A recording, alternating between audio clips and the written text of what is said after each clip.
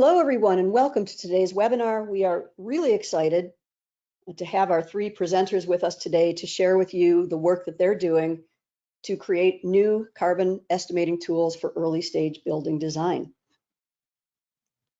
I'm Terry Swack, and I'm the CEO and founder of Sustainable Minds. And honestly, we're having this webinar because this is a space that's near and dear to my heart, and that's what I'm going to tell you a little bit about today. An introduction to Sustainable Minds for those of you who are new to us, and pretty much all of you are going to be new to learning about our eco concept and LCA software tool, because that was our first product and we made it for the manufacturing industry, not the architecture and construction industry. But I'm going to share with you what we learned from creating that tool and how it's applicable to the tools that are getting developed today. And then we're going to hear from Chris, Jack, and Lori speaking about the tools they are respectively working on and bringing to market. And then I'll share with you some info about the transparency catalog and our partnership with the EC3 tool and how you can find lower embodied carbon products in a glance when you're looking for materials to select and specify. And I'm going to throw in a sneak preview of what's coming this winter with the transparency catalog. And just so that everybody knows, this is being recorded. You will get a link to the recording in the next day or two. You'll also get links to all of the tools. This will all be in the follow-up email. You'll get a comparative data sheet that does a comparison of the three tools all side by side. And during the webinar, please, if you have questions, put them in the questions panel. We'll try to answer them during the session, but if your questions don't get answered during the session, we will absolutely follow up and get your questions answered. So many of you who are on the call today who do know Sustainable Minds know us as being an end-to-end product transparency solutions provider. We are a program operator. We create PCRs and EPDs. We deliver LCA and material ingredient disclosure services. And we have the transparency catalog, a cloud platform to make it possible for people to find every brand and every product with EPDs or material ingredient disclosures for the purpose of promoting and building the high performance building industry. And so our perspective is to integrate product transparency with product marketing, because today environmental performance and material health are performance attributes that you are making, that you are using to make decisions about products. And so that should simply be part of the way manufacturers tell their product story. And the transparency catalog is designed to do just that. So I had mentioned earlier that early stage sustainable design tools are near and dear to my heart, because that was how I started Sustainable Minds back in 2007. I'm going to give you a little sneak look at some history, but what's exciting now is it's a really great time for new tool development. And what's different about now than 15 years ago is that it's easy to build tools. 15 years ago, there weren't all of the web tools that are available now that you can use for rapid prototyping or even to build real tools and get them to market quickly. You also, the reason it's an exciting time is that, to use a product development phrase, these tools have product market fit. There's a high interest in the industry now on measuring carbon, and there's a demand for it. It's not just interest, there's a demand, as evidenced by the registration for this webinar. There were almost 400 registrants, which is pretty exciting that many people wanted to come by and learn. And further, not just is interest and demand high, but adoption is rapid. People start using tools more rapidly than they used to. And, we've already seen a point of reference in that the EC3 tool, it was introduced 2 years ago, and they already have, I think over 20,000 registered users, and it's really become a very common tool in certain sectors that people are using. So, but back when I started Sustainable Minds, just in contrast, and to be clear, Sustainable Minds is a software company. That's how we started, and we have evolved into the EPD and product transparency space because we started as an LCA tool provider back in 2007. We became the very first software company to bring an LCA and eco-design tool to the market, always delivered in the cloud, specifically for product development organizations to design greener products. And I was able to get the folks at Autodesk to be interested and put some investment funding in early on. There's a little picture of me being very excited early on in 2010, being at the Industrial Designer Society of America's conference in the Autodesk booth. That was really, I couldn't believe it was happening. And just to give you a bigger picture of what was happening in 2010, when people were just beginning to think about developing tools, guidelines, and strategies to integrate life cycle thinking and sustainability into product design, you can see, here's us. We sponsored this conference along with the CAD tool vendors and the high-end LCA tool providers. But if you think about it, and maybe you don't know that much about this space, there weren't a lot of tools, or have not been a lot of tools developed for product manufacturers and product development teams to be able to evaluate the life cycle impacts of products in early stage design. Well, why is that? That's because it hasn't been until recently that that's even something that manufacturers care about or product development teams care about. So it's been really slow adoption of working that way. But our mission as a company, when I started, has never changed. Our mission is to operationalize environmental performance into mainstream product development and manufacturing to drive revenue and growth through greener product innovation. So really what it comes down to is teaching people to think differently, so giving them eco-design or life cycle thinking strategies and frameworks so they can create new designs, and then to measure. So innovation happens when you think differently. Measuring isn't innovative, but measuring is important because you don't know if you're coming up with alternative concepts or you're trying new strategies, whether it's actually going to have a meaningful improvement or not. And you don't want unintended consequences. But if you don't think differently and you just measure, you're not going to get innovation really either. So it's really about teaching people to do both, thinking differently and measuring. And you'll hear this in the presentations. Early stage design is when you can really investigate without having significant impacts to budget. But what it comes down to is really teaching people to think differently, which is, by the way, why we named the company Sustainable Minds. That's the origin of the name, is teaching people to think sustainably, which means thinking from the whole life cycle perspective of a product and starting in concept design. So our tool, our EcoConcept and LCA software, first sets out the premise. There's no such thing as a green product, just like there's no such thing as a green building. All products and buildings use energy. They all create waste. It's all about what is better or worse. It's all about comparisons. And so all of these tools are going to allow you to model and get results in early stage design in real time so that you can make informed comparative decisions. We spent a lot of time developing our methodology. People cared pretty deeply about, where's the data coming from? How are the calculations done? Can I trust the results? And ultimately, at the end of the day, keeping in mind that concepts are loosely defined and rapidly evolving. So using an explicit tool, like the high-end LCA tools, for example, don't really work on concepts because it's too much time to try to model a concept and then change it up later when you have to put in too many inputs.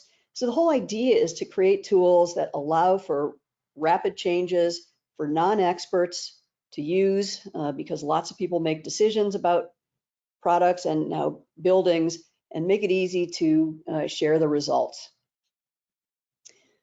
We were actually pretty successful in getting the product out into the market, into industry and higher education. And then in 2012, when LEED version 4 introduced product transparency and integrating EPDs into the credits, we started to expand our product portfolio and developed our transparency products. This tool is still used widely in higher education and in industry, but we just don't talk about it to this marketplace. So to wrap this up, again, tools have to be easy to be used. So for bringing tools like this into the mainstream and changing the way people design products and buildings, they need to be easy to use by non-technical users. Results need to be trustworthy but directionally correct. People have to understand the data and methodology. And at the end of the day, it has to become part of the way projects get run, not something that gets done later. It has to be integrated into internal processes, and some buddies need to be responsible for its execution and for sharing the results. So in today's presentations, all three presenters are going to talk through these 8 things. What's the product? Who owns it? What does it do? Who are the users and use cases? What project stage can it be used? Decisions you'll be able to make, data sources and methodology, and what other tools can it be used with in the project lifecycle. So again, when we send you the link to the recording, we're also going to send you a data sheet where we have a table where we compared all of these tools, these 3 tools, according to these attributes side by side. So you'll have a little cheat sheet with links to the tools for your own reference so that you can start picking and choosing the tools you're going to use for which projects and when. So I'm going to turn it over to Chris to tell us about BEAM. Great, thanks, Terry. Thanks for the invitation to be part of this presentation, and for everybody who showed up today. It's really encouraging to see the level of interest in these tools. I'm going to be talking to you about a tool that we call BEAM from Builders for Climate Action, and giving you a little run through on the tool and how it fits. And I will just, there we go. So BEAM emerged from some work that I was doing with a small building school here in Ontario, Canada, called the Endeavour Centre. And the whole project started with us wanting to be able to measure the impact, the carbon impact of materials for our own projects. And as I started exploring that in more depth on behalf of Endeavour in the sort of early 2010s, the opportunities to sort of apply the research that I was doing to some other studies, including a master's degree that I did myself, but also a study for the Canadian federal government on emissions from homes and the Toronto region and the cities of Nelson and Castlegar, and also Vancouver. You know, one of the things that we came across in doing this work was realizing that the tools that we had access to at that time weren't really cut out for the job we wanted them to do. And that's because the bulk of the tools at that time that we could access were really focused on looking at emissions for larger buildings, which is completely understandable. That, you know, big buildings is where the architects, the engineers, the consultants who are really interested in this are working. And so a lot of the early tools were really focused on the types of materials and assemblies that you would use in those larger buildings. But, you know, coming from the small building space, the kind of low and mid-rise space, there was a lot in those tools that wasn't working for us. And then we realized that, you know, it's a big part of the whole construction sector. About 95% of buildings are smaller buildings, and they're sort of responsible for about half of the emissions. And so we really needed to kind of build a tool that would work for us in that space. And part of the reason for that is that small buildings are quite different than big buildings.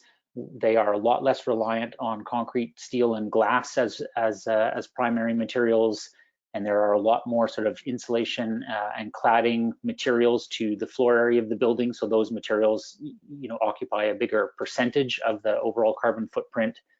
And there's just a whole lot more products that can be used, throughout the building, whether from roof down to foundation.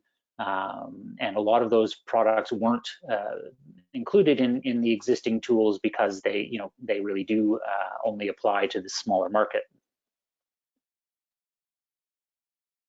As we did the studies, and here I'm showing the results from the study we did for the Toronto region, what we realized is that because of the variability of the number of products and the really different emission profiles of those competing products, if we modeled the exact same building using different sets of materials, the footprint of that building would vary really significantly.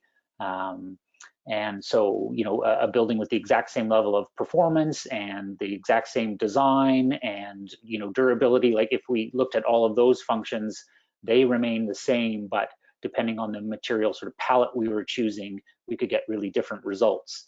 And when we started modeling real world buildings, we saw this spread exist. So when we looked at over 500 homes, as built homes in the Toronto region, we got a high end result of 561 kilograms of emissions per square meter. We got an average in the 191 range, but we also saw some business as usual practices among the developers in this study as low as 116. And so that's a wide. What the tool is intended to do is to help builders in this space identify the material choices that will get them into the lower end of that bracket and avoid the higher one. And so the tool, it allows you to look product by product. It also allows you to model out an entire building. And the really great results that come from it is, if you start with a building with a certain carbon footprint, like you see here on the left, you can kind of apply some material substitutions. Those are those green bars kind of coming down, and get to a really radically different result. So from the Toronto study, we saw that achieving anywhere from 50 to 75% reduction with available materials that are in the same market, in the same price range, but very, very different in their carbon profile. And if you put a bunch of those choices together, you could be reducing your carbon footprint by half or more. So the methodology for the tool is pretty straightforward. We work with the global warming potential factors from EPDs, from environmental product declarations. We sort of focus on the A1 to A3, or the kind of product cradle to gate phases of those emissions. We also look at any biogenic carbon storage that might be in the material, and use our own calculations for the amount of carbon using the PHYLAS2 database. And then we take that information and we multiply it by an actual material quantity, which we get from the user inputting the dimensions of their building. And then we're able to report a net emissions in kilograms of CO2e. And we do that in the tool, you can see that material by material, also assembly by assembly, and then also a total for the whole building. And the tool doesn't include everything that might be in a typical house. We currently include the materials for the structure, enclosure, and partitions in a home, for the reasons that that's the largest data set that was available. Those are the materials that have a really long lifespan in the building, and they're the ones where for our users, there's a lot of actionable results. In those categories, the structure, enclosure, and partitions, key decisions can make a huge impact on the carbon footprint. So we don't currently include mechanical, electrical, or plumbing materials, appliances, finishes, millwork, or yard work, for a combination of lack of data on some of those categories, and also that there's less sort of actionable analysis that will come from that regardless of the carbon footprint of, say, a washing machine or a dryer or something like that, the house is probably still going to have one. So we would love to expand to those and are working to expand to those materials. But right now we're sort of focused on this structure, enclosure, and partitions. And when we set out to use the tool and we went through a fairly lengthy beta tester phase, these were some of the key factors that both we as users wanted to see, because as Terry mentioned, this was a tool not developed by a software company. It was a tool developed by people who wanted and needed a tool for their own purposes, and ended up making it into a tool that was accessible. So it had to be really easy to use. The choosing of a material had to be really simple and intuitive. We really wanted to be able to identify high emitters quickly and include as many of the really great sort of low carbon and carbon storing options as possible. We wanted it to be comparative. We wanted people to be able to set and meet goals and create some decent reports and be able to set up a baseline building and compare it to an improved version. So that's what we set out to do. We've had really great feedback. The tool's been on the market for just a couple of months now. It went live in May. We have about 750 users registered with Beam right now. And the feedback we've been getting is really great, in that it feels like we've hit our targets of making the tool simple, easy to use, intuitive, and really making the results something that are actionable for the users. So Beam is set up as a Google Sheets application. So it's a spreadsheet-based tool. It's available for free from the Builders for Climate Action website. You basically click the Get My Copy of Beam button, and you're kind of led through the steps that puts a Google Sheet on your computer. So all the data and the background is happening on the cloud. You're working on a Google Sheet. It's pretty straightforward that way. And we work with the user putting in a handful of inputs. We wanted to really keep this to a minimum. So we're looking for 12 key dimensions for your building. You can input all of them if you're doing a whole building. You can also just input rough numbers if you say just want to look at a foundation system, or compare windows, or any one of these areas. But all the calculations are based on the dimensions that the user inputs up front on this page. And then the tool is set up to have these 12 assembly pages or tabs. So it basically, because it was built by builders, we think about it like builders do. So, starting from the ground up, we start with footings and slabs and work up all the assemblies up to the roof. And so you can sort of visit each of these pages. And in a few places on those pages, there are some additional inputs for things that vary case by case, like R value and framing spacing and things like that. So there's a few more inputs that you put in along the way. And essentially, on every assembly tab, they all kind of follow the exact same format, which is for that particular assembly. So in this case, this is a snapshot from our exterior walls section. One of the categories is cavity insulation. So as you scroll down the page, you'll kind of go from framing past sheathing to cavity insulation. So all the different parts of that assembly are in there. So here we're looking at cavity insulation highlighted in that dark green color. And then we have materials. So you can see, spray polyurethane foam, sheet wool insulation, mineral wool bat, all highlighted in the light green. And then within each of those categories, every product or EPD that is available in the marketplace at this time. And so for each of those, as you sort of start scanning them, you can see the quantity that has been input from the dimensions page. There's a percentage function that we put in to allow people to make variations for things like, oh, I use 2 different kinds of flooring, or there's 3 different kinds of cladding on this building. You can use the percentage function to be able to manipulate the total result. And then over on the far right, there is the net emissions of all of those materials. So this is only a partial snapshot of cavity insulation, but you can see that at an R value of 20 that's been input at the top, and for 100 square meters along the right, you can see the global warming potential of each of these materials. And you can see that right now, the one with the little check mark and the highlight in orange is the one that has been selected by the user. So you can basically scan that list of materials either for the one you want to use, or for the for one that sort of meets your carbon footprint criteria, and click on that. So you can use the tool to look at different assemblies. So here we're looking at an exterior wall, a light wood framing, where we're comparing continuous insulations between, say, EPS foam board and mineral wool board in this case. And we see that there's not a big difference.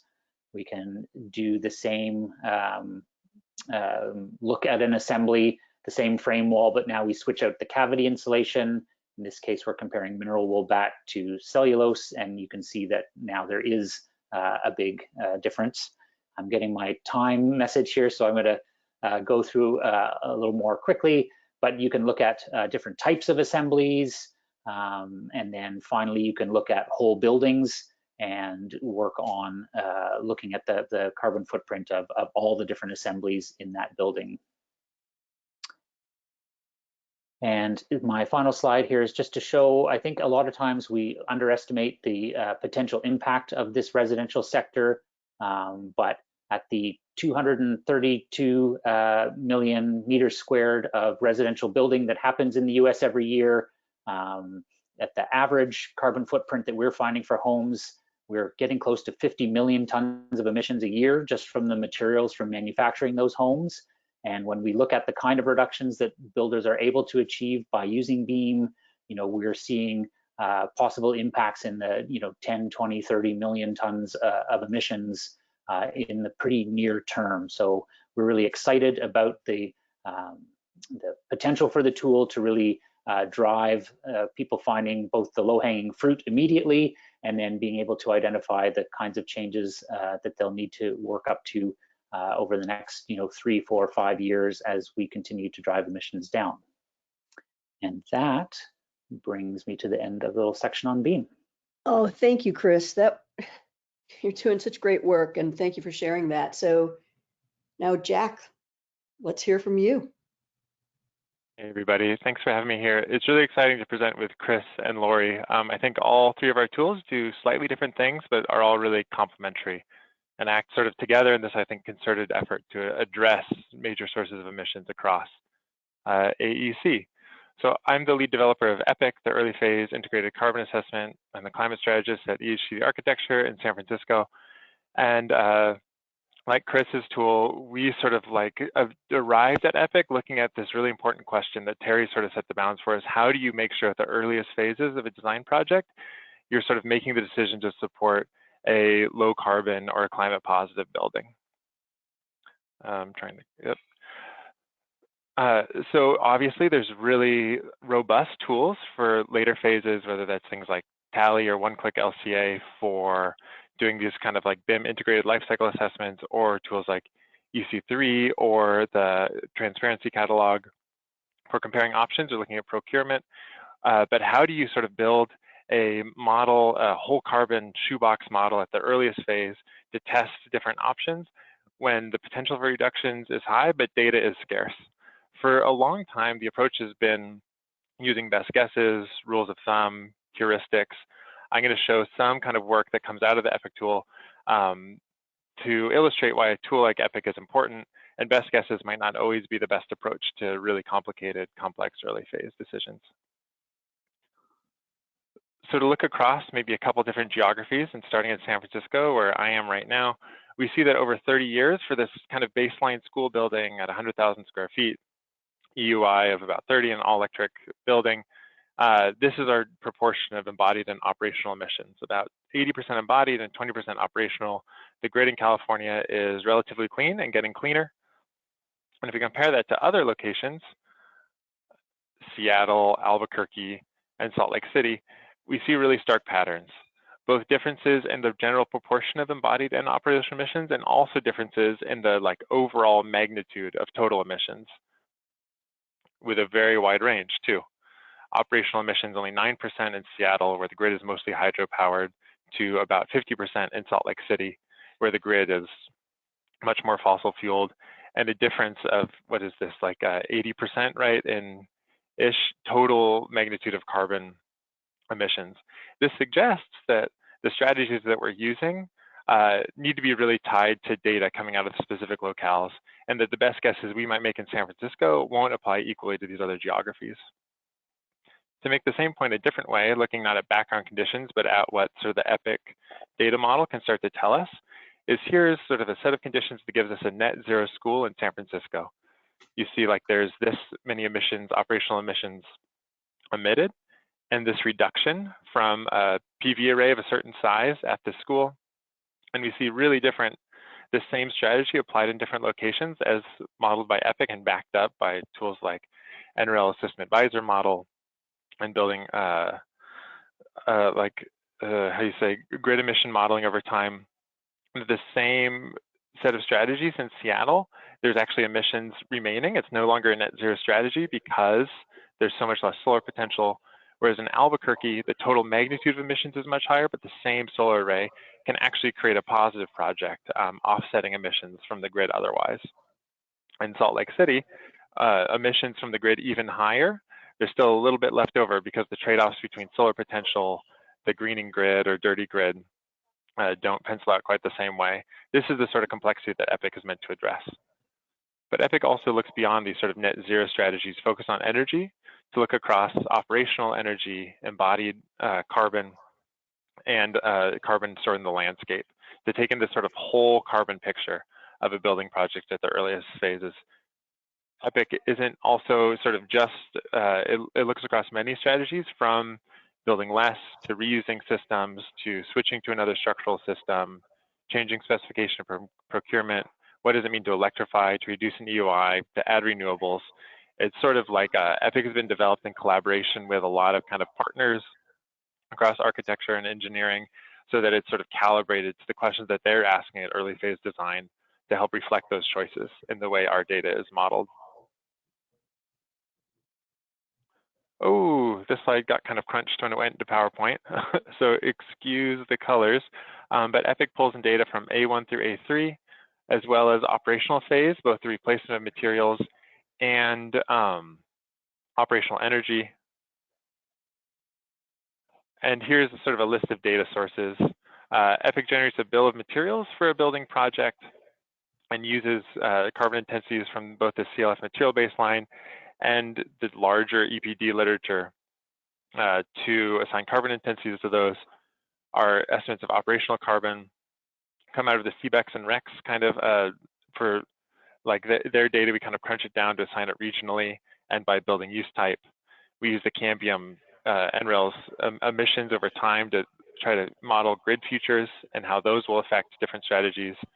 And all our strategies we're trying to align with the sources and methodology of the CMG's Pathfinder tool. This is where we're at now. And I wanted to note a couple kind of things we're working on moving into the next phase of the project. First is expanding our embodied carbon data to respond to a database of about 250 whole building LCA results we've compiled, and looking at a wider range of structural materials. We're working to regionalize a lot of the data we're using for carbon intensities. Concrete, for instance, varies a lot in its carbon intensity depending on where you are in the country. Modeling in uncertainty in grid futures, obviously using projections can be dangerous because I, like you, cannot predict the future. So giving sort of the user of the tool a good kind of uncertainty factor in the way the grid will evolve over time, and including kind of expanding the scope of our landscape carbon model. The methodology is similar to Chris, is pretty straightforward. What's the amount of stuff in the building? What's the carbon intensity of that stuff? And how long is it going to last? We look at a wider scope than a tool like Beam. We include MEP and fit outs. All the data sources are documented in the documentation, which is linked in the tool itself. We include structural sequestration from responsibly sourced timber, sort of leaving it to the user to make sure that their criteria for what's responsibly sourced matches guidance like that offered by the AECOs. And also sequestration insight, out of scope on many projects, obviously, but we wanted to include it because it can be a major lever for reducing carbon emissions, especially for larger projects. Okay, well, with all that preface out of the way, we want to take a second and look at the tool itself. It's available for free online at this link, epic.edhd.com. And I'm going to go through from this remote desktop, so it might have a little lag to it, what it takes to set up a project in Epic. I'm logged in to my personal account. It brings you to this kind of warning, Epic is in beta.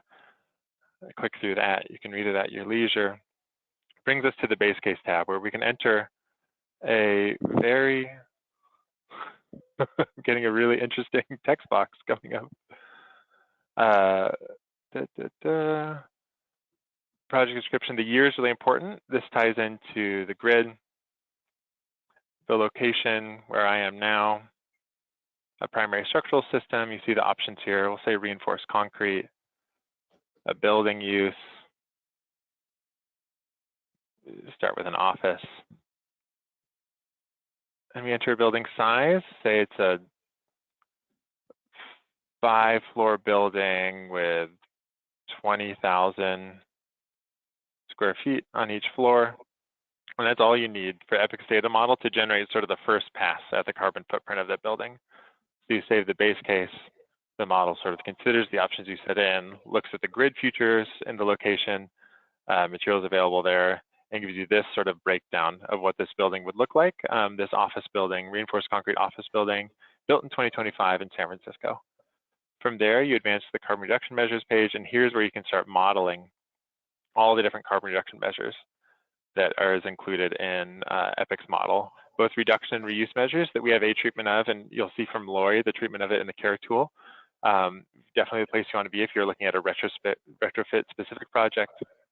Structural embodied carbon measures, non-structural embodied carbon measures, and a set of operational carbon measures, including things like electrification, which I'll click here, so you can sort of see the effect of electrification on this building over 30 years in San Francisco as it recalculates the data model. And we can see too the way that, say, electrification paired with an E reduction from 90 to something like, say, 30 being achievable often in these projects in California, can lower the operational emissions from the building.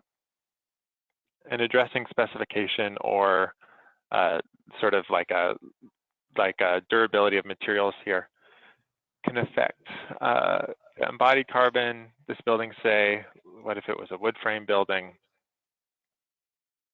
It'll recalculate the embodied emissions based on that. And we can also look from there at what it means if that wood going into this light wood frame building was responsibly sourced, and calculating the offset potential, the sequestration or carbon storage, let's say, potential of that material. From this, you can assemble a set of scenarios that, to go back to the PowerPoint, I won't go through all that now, but then you can compare in the Epic tool. This is, often one of the figures that we and other kind of users of the Epic tool show in client meetings, because it's a way to sort of create these scenarios using the Epic tool that then you can start to marry to the client's kind of specific objectives around sustainability or their whatever sort of is driving their sustainability vision.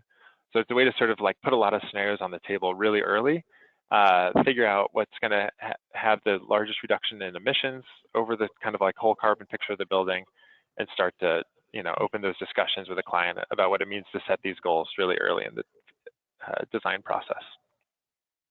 Epic, being an early phase tool, like, again, lives at the beginning of this process. We've used Epic to set EUI targets based not only on what's possible, but on climate goals. What does it mean, for instance, at a campus for buildings that could be coming online in 2025, 2030, and 2035 if they want to get to carbon neutral by 2040? What EUI targets at all the different use types can combine to meet their climate goals over time? this is a way that EPIC's useful for setting UI targets or embodied carbon targets. And again, like the results that come out of EPIC at the beginning are then sort of iterated and refined through the subsequent phases. Cool. Well, that's it for me. I do want to say that so far in EPIC's development, like I've mentioned, so much of what's been possible and the way that the shape of the tool as it stands now has come from feedback from our really active users. And I really invite you to use the tool and reach out. I'd be really curious to hear both your use cases, what's working for you, what's not, and ways it can be better adapted to the questions you're asking at early design phases. Thanks so much. Thanks, Jack. It was really a great presentation, and the tool's looking great. Just as a reminder to everyone here, you will be getting a data sheet in the follow-up comparing the 3 tools side by side with the contact information, URLs. I know they're all looking for feedback for you to give it a try. So don't worry about the contact info. You'll be getting that. And so, Lori, let's hear about the CARE tool. All right, thanks, Terry. I'm really glad to be here with you all representing the CARE tool team. I'm going to talk you through the carbon avoided retrofit estimator tool. And this tool, unlike the other two, is not quite on market yet. It will be launched this fall. So we're in the final stages of development.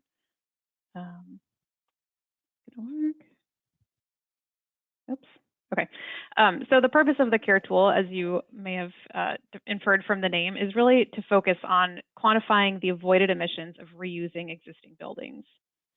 We know that reusing our existing built environment is really a critical component of climate action, where buildings contribute roughly 40% of global emissions.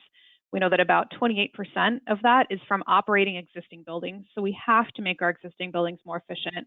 On the other hand, 11% of that, approximately or more, is from the embodied carbon emissions of construction materials, which is mostly from new construction. So by reusing existing buildings, we can both reduce the operational emissions from the built environment and avoid embodied emissions by reusing what we already have rather than building new. And you saw a chart similar to this from Jack already, but this is looking at the most impactful carbon reduction strategies from the World Green Building Council, build nothing, build less. This is really what the CARE tool is trying to do. It's trying to help users quantify the carbon impacts of those 2 strategies. I'm going to tell you a little bit about the tool. Just simply put, the CARE tool evaluates total carbon emissions and benefits of existing building reuse compared to replacement new construction. And this is a high-level early phase tool. It's meant for a pretty wide audience. So this could be public officials and planners who want to understand how reusing existing buildings parcel by parcel or at a city scale can contribute to climate action plans.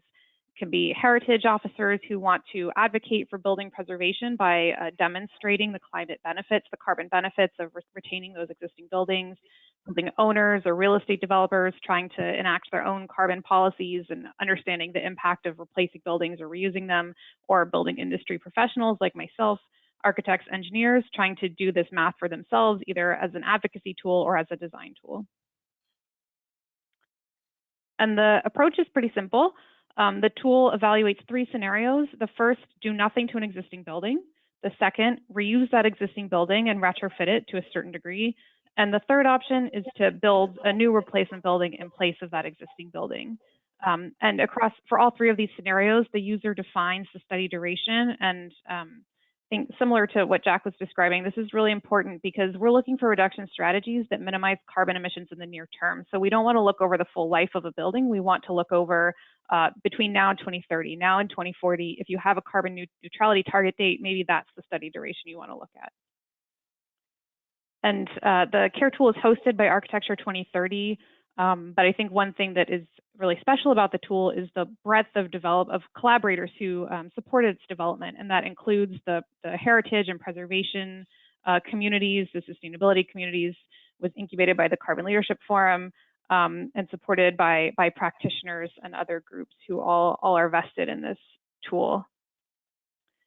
And just to give you a sense of the kinds of questions that CARE can help you answer, it can be that very high level question, how much carbon can be avoided by reusing a building compared to replacing it?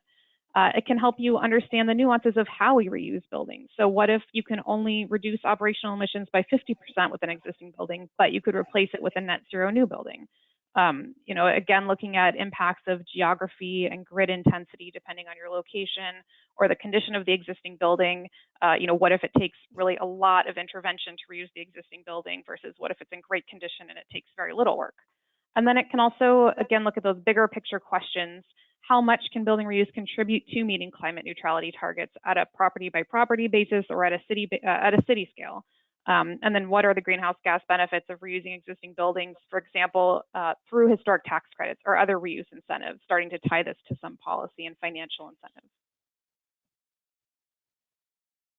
And data and methodology, because this tool evaluates both operational and embodied emissions. We have, again, those two types of sources. So operational emissions are generated from the Architecture 2030 Zero tool, or you can input your own data.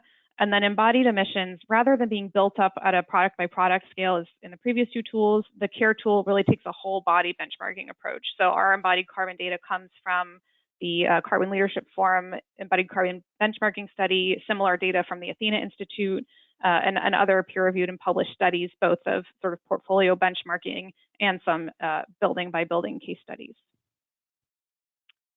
And I'm just going to show you how we've broken down that embodied carbon. And I'll start with new construction because it's simpler.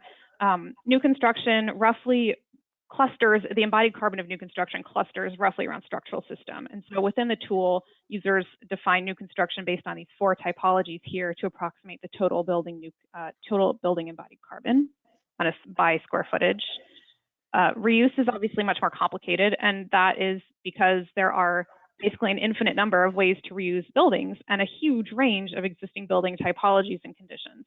So we've broken down reuse into four scopes related to embodied carbon: structure, envelope, interiors, and MEP. And within each of those categories, the user basically selects a degree of intervention. So are you doing nothing to that building system, or are you completely replacing it, or somewhere in between? And then the tool calculates a percentage of the entire system. So for example, you could say you have a major lateral upgrade, but very minor envelope intervention. Maybe you're completely reconfiguring the interior and it's 100% new, or maybe you're only replacing some finishes. So it's that is how the tool assembles an embodied carbon value for retrofit options. And then we're still finalizing UI, but this is just a taste of how that plays out for operational and embodied emissions. So again, for operational, you can auto-generate emissions using the Zero tool, or you can use your own utility data or a custom EUI or emissions target. And then for embodied emissions, users use these drop-down menus to select a scope across those four categories, which then generates an embodied carbon value. And so how this all comes together in the tool is essentially users provide inputs across this path. You start with the existing building. Where is it? How big is it? What is its use type? And again, defining that study duration. So that's scenario one. You then define scenario two, which is how the building is being reused. And I'm showing 2A and 2B here because part of it is how you reuse the existing building, both use type, energy targets, and the scope of renovation. But also, is there an addition? Because we know that that's quite often, to reuse an existing building, you have to add some square footage to it. So you also define inputs around the addition, which are added together for the reuse scenario. And then the third scenario is the new building. Again, what's the use type of the replacement construction? What would its EUI or emissions target be? And then what is its construction typology? And then lastly, we have a number of modifiers. And these are meant to just kind of provide one more layer of customization to each of those scenarios. So for example, if you're in a special structural zone where you have very high seismic requirements, or you have high security blast requirements, that allows you to kind of bump up the embodied carbon across all your scenarios. Or maybe you use low carbon concrete or another strategy to reduce embodied carbon, which could be applied across the board. And then the outcomes are two different forms of chart. On the left is this total carbon chart of each scenario. So do nothing, retrofit, or replace. That's the total carbon, both embodied and operational, added together over the entire study duration. And on the right, we can see those similar three scenarios, each color being a different scenario. And that's how they play out over time. So looking at the embodied carbon emissions up front primarily, and then the operational emissions occurring over the study duration. I'm going to quickly go through how this looks on one building. So this is a real project, a renovation of what was originally built as the Hillel Center for Boston University in the international style. It is part of a historic district. It's a really lovely building and significant building, but it needed to be reactivated as an admission center for the university to become more integral to the campus, more used, and just brought back up to its former glory. So the scope of this project was a comprehensive renovation. It included complete interior upgrades, all new building systems, high-performance systems, as well as exterior preservation, which preserved 86% of the structure and enclosure while reducing the operational energy use by 70% and bringing most of the systems onto electricity.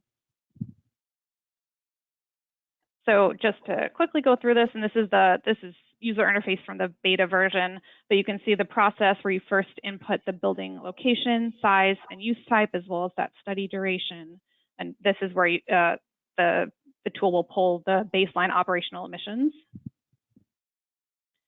We then look at the reuse scenario. So first is the building changing use type, and you can enter multiple uses.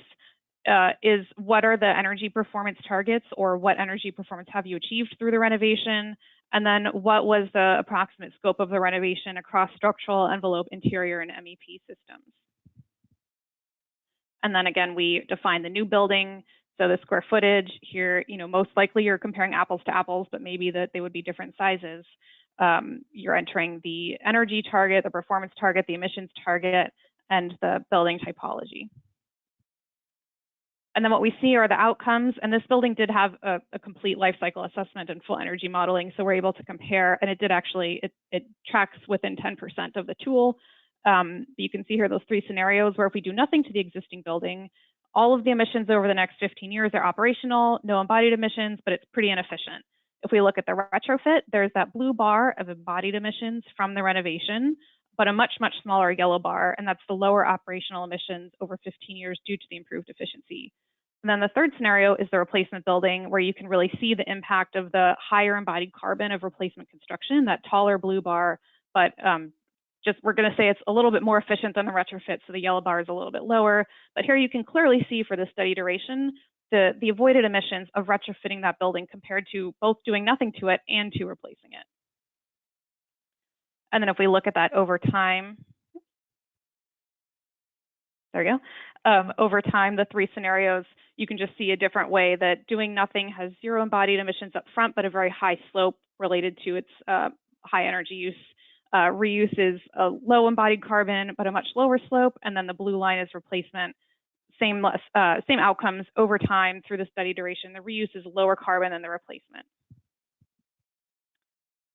And I'll leave you with a couple of future developments that we're looking to add over the next year or so, which include saving scenarios for comparison. So you might look at multiple different ways of reusing a building or multiple options for replacement, expanded drop-down options, geographic expansion. This is one that's really important. We've heard from a lot of users, and especially cities from around the world, who are interested in using this. So making sure that we have the data to back that up, as well as the portfolio functionality to allow this to be used at a portfolio or a city campus scale.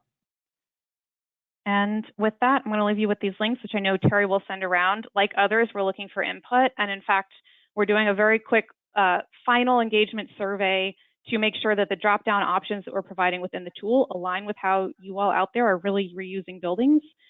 So we would appreciate it if you'd like to take that survey and have your feedback incorporated before we launch in the fall. Thank you.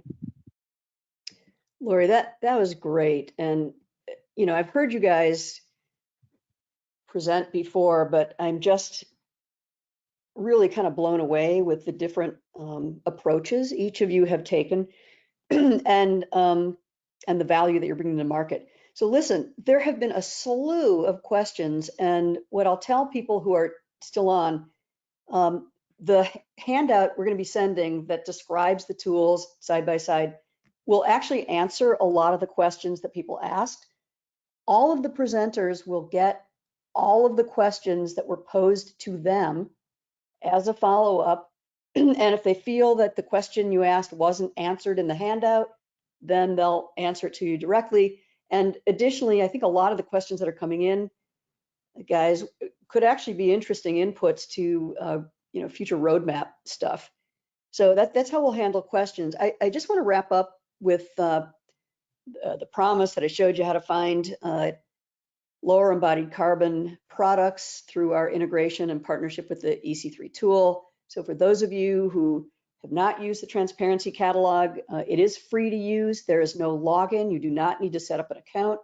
We want no barriers to entry, and it includes every building product manufacturer making products for the North American market who have created material ingredient disclosures or EPDs. You'll find every disclosure there, including all the EPDs, organized by MasterFormat division and section. And so today in July, there's over 1,800 manufacturers, 27 MasterFormat divisions, over 1,250 sections. We continue to build even more useful tools through deeper integration of our partner data, allowing you to kind of understand things immediately and find things in the way that you're looking for them. We have these new optimized disclosure filters. You can find all the products with optimized disclosures in a click. The ability to contact manufacturers to help with samples, specs, quotes, procurement.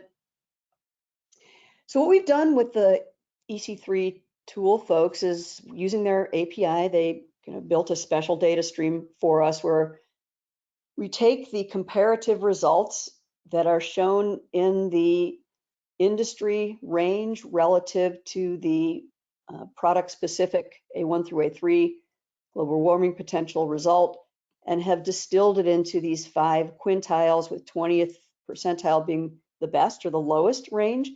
And for all of the EPDs that are in the EC3 tool, we then display that quintile result right there in the listing, so you can actually glance at a manufacturer's listing, or when you're looking at the search results, you can really just see in a glance where the which products have the lowest embodied carbon impacts for that product category. And really, we kind of connect the last mile for the EC3 tool. Every manufacturer, every EPD in the EC3 tool will link to the manufacturer's listing in the transparency catalog, and vice versa. We link to the EPD page. And when you come to the transparency catalog, you'll be able to find other things that you need, like the spec and the ability to contact the manufacturer. For manufacturers, I really hope if you're on this call, you'll reach out to us as you leave and indicate your interest. There's a lot of benefit that comes with adding your products to the catalog, including this analytics dashboard, where we're trying to help build the high performance building industry by creating competition, giving people access to all the analytics.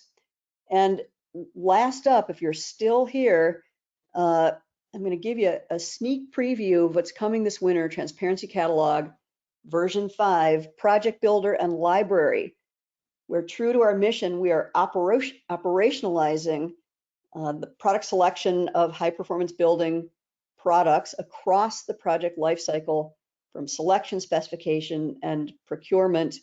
So on your way out, oh, and just like Lori said too, we've been developing the functionality in this release over the last 2.5 years by talking with over 100 easily architects, engineers, contractors, to really build in the functionality that will really help make your jobs a whole lot easier and better. So on your way out, if you are interested in being contacted about participating in the beta, when it's available, let us know. So with that, and all of you who have stuck around all this time, thank you for caring about new tools. Thank you for using new tools. Thank you for making a difference in the way you design and get buildings built. I think as a community, great things are happening, and we appreciate the time and the energy that all of you are putting into it. So thank you, Lori, Chris, and Jack, and I wish you all a great day.